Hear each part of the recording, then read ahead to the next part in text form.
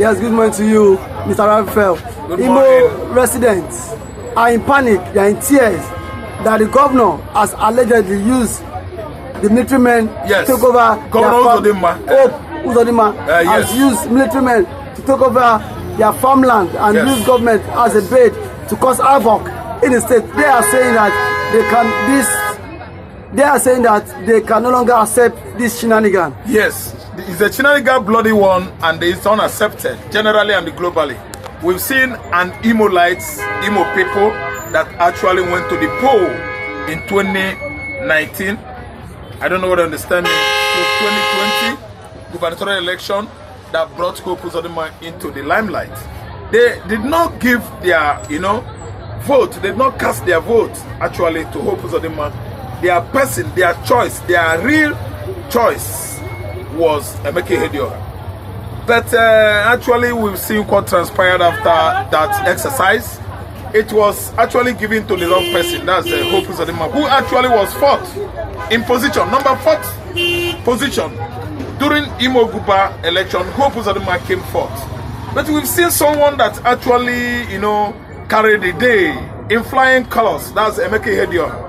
The whole Imo light, the whole Imo gave Emeka Ihedioha their support, their own votes, and the mandate actually went for Emeka Ihedioha. At the end of the day, it thrived for some months. It looked well for some months. Actually, globally, within Nigeria and without Nigeria, everybody was looking towards that side that the Federal High Court is going to make permanent, at least, that mandate, that power given to Emeka Ihedioha. But let me give you this information. On the negative side, at the judgment day, it was Uzodinma, the 4th person that was given the power. This is what the Fulani Janjaweeds, the Fulani oligarchs, the Fulani, hegemony has been doing, to suppress the common Nigerians, to suppress the Igbos. To suppress? Yes, the Hausas, to suppress the Idomas, to suppress all the tribes within the contraption of Mid-Belt over the years, trying to parade themselves as the most domineering tribe in Nigeria. The Fulani oligarch, they are tutelage stretched across the country called Nigeria, right from 1966, 67, 68, 69, and 1970. And today we have found ourselves in this mess. Nigerian government, each and every administration that comes and goes, pampers the Fulani Janjaweeds. The law, I see Natumutu does the same thing. The law we have in Nigeria here favors only Fulani. The Fulani Janjaweeds are the one that, presumably preferred by federal government of Nigeria as #1 citizen. First class citizen in Nigeria is Fulani Janjaweeds, bush dwellers, people that rear cattle or cows from place to place. They wander from Futajolo Island into other districts of West African states. And today we see them, bushmen, first class citizen in Nigeria. That will tell you how far this country has gone to overpamper, the Fulani Janjaweeds. That's why in Benue they are giving Benue people quick notice in their own ancestral land of the Benue. The Fulani has actually overpowered them and become the owners of the land today. And the Idoma, the TV, and the rest of the tribes, that makes up that state have now been over-impoverished because they could not go to farmlands. Yes, to their farmlands to work, they had to pay polls to the Fulanis. They would pay money for the Fulani headers to allow them to walk into their farm. And at least, where is it leading to today? Pogrom. The worst political crisis is going to engulf this country until the Fulanis actually begin to receive the message that other Nigerian tribes are tired of what Fulani hegemony is bent on, at least perpetrating against other tribes. But now, do you think the resident of Imo can win his battle against Governor Uzodinma? I'm telling you since he has an alliance with the Fulani Janjaweeds. I'm telling you that Uzodinma himself, I think the clock time, the hand, minutes, second hand, the hand that reads or counts minutes, I mean, the clock is fast tick-tocking. Fast tick-tocking of the clock into the time that the time is running out. The time is running out against who? I mean, the so-called governor, Hope Uzodinma, that came from the back door. It did not come from the frontage because the people of Imo State, they actually voted for their right. They are legal. But he was re-elected. He was rigged back by the same Fulani hegemony. I am aware of what I am saying. The second coming of Hope Uzodinma is full of what? Electoral malpractices. They deny the Labour Party voters, electorates that actually prepared themselves and went to the poll that day. They beat some of them, the agents of Labour agents and PDP agents. They beat all of them to superiority, using police and army as, let me say, orchestrators, to cause mayhem. Yes, to cause mayhem in Imo State. Because they actually find out that the Labour, the PDP, and other political parties, they come out en masse to make sure that Hope Uzodinma fail woefully. But look at what the roles the police played, the roles the miscreants called Agboru played, the roles the soldiers actually played. They were against the electorate. They were against Labour agents, Labour, electorates. I mean, faithful Labour followers or faithfuls that came out actually en masse to enjoy what the Abia states are enjoying today. But they were overpowered by Hope Uzodinma's agents who cling on to power. Not up to 1,000 souls in Imo State voted Hope Uzodinma. Not up to 1,000. I am telling you the truth. Not up to 1,000 souls. But what happened? Over intimidation. They were almost, at least, spied, unalived or killed by Indimo. Because of what? Intimidation from APC, political platform, headed by Hope Uzodinma.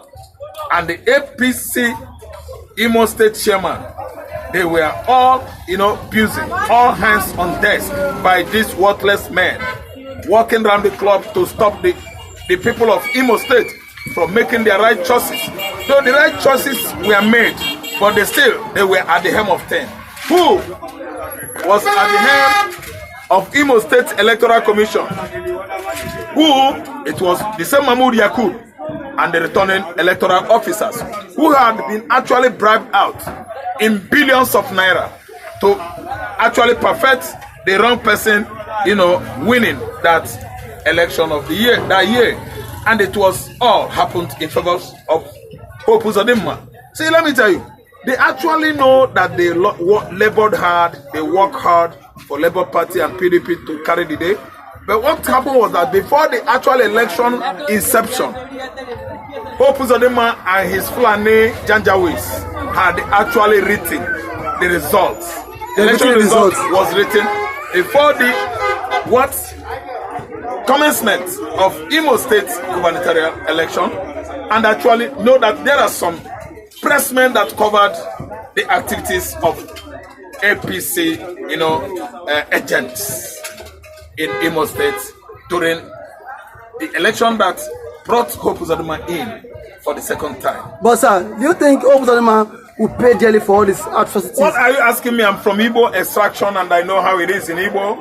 Once you actually offend the Igbos, they will never forget. And the land of Igbo land, is the one that doesn't forget easily, because come what may, many years to come, be it 1,000, be it in hundreds, your offspring, your children, they are going to, bear the punishment, the penalty of what their fathers actually perpetrated when he was alive. And again, the general saying that whatever man does now, after it comes against his children. Sometimes it comes when he is alive. Hope Uzodinma has actually offended the whole Igbo. Igbo land today, yes, he's an outcast. Hope Uzodinma is outlawed. Hope Uzodinma is a fugitive. And I'm telling you that Hope Uzodinma is supposed to be in punishment as I'm talking to you. But come what may, when his administration expires, Hope Uzodinma will have gone into no man's land. But now, the Igbo people are saying, you are not our governor, that you don't belong here. And the presidency and Hope is saying that he will deliver the state to Tinubu come 2027. How? What mechanism? Like, what's the rationale behind all this? Okay, listen, the mechanisms to be used, against the Ndimo is simple thing. Why? The army, the police, they are with the executive. And you know that the office of Uzodinma The Imo State is an executive office or department. They are all surrounded by the army, the police, the DSS.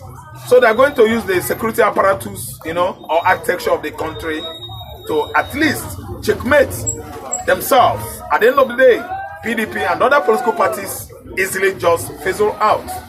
That is the boasting of the all political generals. I call them political generals in the sense that they have all the armed forces in their side, protecting them, giving them the rights, protection or security they needed. That's why I call them the political generals. They actually have customs in their side. By their side, the immigrations who are well armed. By their side are the DSS who are on their side, the police and the army. What about the customs and even prison controllers? The prison officials are with them, and the prison officials are well armed with sophisticated arms. The federal government of Nigeria, they have the ultimate power, authority in Nigeria. They use it as forces. They use it as power. That's authority. So when an issue like that occurs, federal government of Nigeria would like to invite all the military armed forces, both paramilitary and military, to come for their help. Okay. And they actually always do their job too well. Okay, yeah. Okay, now Master, lastly, before I let you go down, what is your advice to the Imolite people that are facing external aggression from the security apparatus? My advice is that they should know actually that the federal government of Nigeria, the federal authority, military authority and police authority are being discriminative and selective in the war against insecurity in Nigeria. In the way against bandits, in the way against herdsmen, in the way against Boko Haram and the rest of the insecurity, platforms causing insecurity in Nigeria. Federal government of Nigeria is being selective and discriminative. So in Ndimo, the solution I profile is that you stay firm in faith. Okay, Mazi. In prayer for Igbo land until God comes to their help. Thank you so wonderful for that submission. You're welcome.